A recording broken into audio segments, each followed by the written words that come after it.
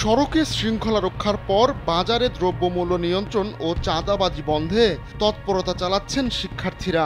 বাজারে বাজারে গিয়ে মূল্য পরিস্থিতি পর্যবেক্ষণ এবং ক্রেতা বিক্রেতাদের সঙ্গে কথা বলছেন তারা। সেই সঙ্গে মহাসড়কে যানবাহন, বাজার কিংবা পাড়া মহল্লার দোকানপাট থেকে কেউ যাতে চাঁদা আদায় করতে না পারে সে বিষয়ে চালানো হচ্ছে প্রচারণা।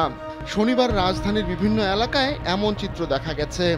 শিক্ষার্থীরা এ সময় বিক্রেতাদের পণ্য ক্রয়ের রসিদ দেখতে চান। কেউ অতিরিক্ত দামে পণ্য বিক্রি করলে তাদের বুঝিয়ে ন্যায্য মূল্যে বিক্রি করতে বলেন।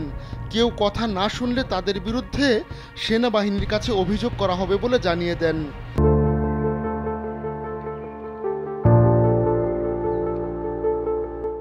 বিক্রেতাদের দোকানের সামনে পণ্যের মূল্য তালিকা টানিয়ে রাখার অনুরোধ করেন।